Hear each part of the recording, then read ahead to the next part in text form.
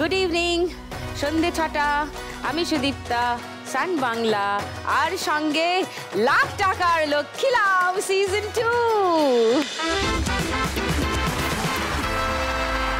তিনজন মা লক্ষ্মী, তাদের 3 রকমের জীবনের গল্প, 3 রকমের স্বপ্ন আর 3 রকমের খেলা।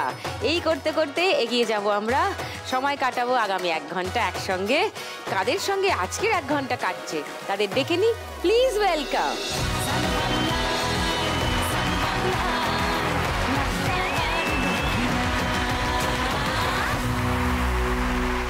সিজন 2। বাহ, সবাই ভালো আছো? ভালো আছি। দিদি কেমন ভালো আছো তো? আমি ভালো আছি, দারুণ আছি। খেলবো, গল্প করবো, আর অনেক কিছু জানবো তোমাদের সম্পর্কে। চলে এসো পোডিয়ামে। ছোট্ট ছোট্ট করে একটু আলাপ সেরে নিই। নমস্কার সুদীপ্তা দি, আমি শ্রাবণী মণ্ডল, আমি বারাইপুর থেকে এসেছি। আমি একজন গৃহবধূ এবং তার সাথে বাড়িতে সেলাই মেশিনে কাজ করি। বাহ, খুব ভালো। শ্রাবন্তী। নমস্কার সুদীপ্তা দি, আমি চন্দননগর থেকে এসেছি। আমি হুগলি থেকে। আমি শাড়ির ছাপা কারখানার কর্মী। ছাপা কারখানায় কি কাজ করো? ওই শাড়ির হ্যান্ডলুম, খাদি, লিলেন, এই সমস্ত যে হয় তার রং, তার ছাপার কাজ করো? ছাপার কাজ। ওকে, নাইস। ছাপার কাজ করি, রং করি, মাল ভাঁজ করি। ও মা, সমস্ত। Very good. এটা একটু ডিটেলে জানতে হবে, একটু পরে জানবো। মুনমুন। নমস্কার সুদীপ্তা দি, আমি মুনমুন দাস, বজবজ থেকে আসছি। আমি একজন বড়ি ব্যবসায়ী। হাতে বড়ি দাও? হ্যাঁ হ্যাঁ হ্যাঁ, আমি আমার শাশুড়ি দুজন মিলে হাতে করে বড়ি দাও হাতে না? তৈরি করি। 3 জনের সঙ্গে ছোট করে আলাপ হলো। এবার 3 জন রোজ তো খেলাধুলা সবই দেখো, আমাদের সবই জানো, নতুন করে কিছু বলার নেই। 3 জনের সঙ্গে শুরু করব ফার্স্ট রাউন্ডের খেলা, টাকা ওড়ে দেখো ধরে।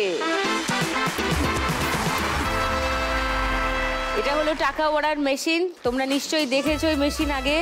এর মধ্যে কি হয় জানো তো? দেখেছো তো?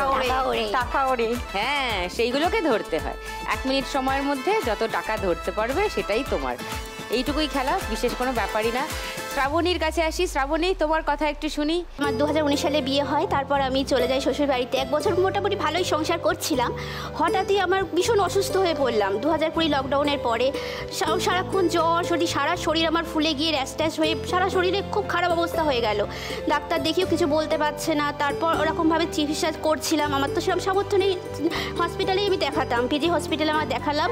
আমি আমার হাজব্যান্ডকে বলতাম যে আমার কি সমস্যা হয়েছে সেটা কিন্তু তুমি আমাকে বলবে, আমাকে লোকাবে না, যাতে আমি সেইটার সাথে লড়তে পারি। আমি কখনো হার মানতে পছন্দ করি না।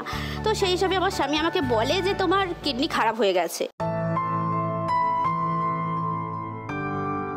তবে তুমি ভয় পেও না, আমি তোমার পাশে আছি। যদি সেটা প্রয়োজন হয় আমার একটা কিডনি তোমাকে দিয়ে দেবো, তারপর দুজন মিলে একসাথে লড়ে নেবো।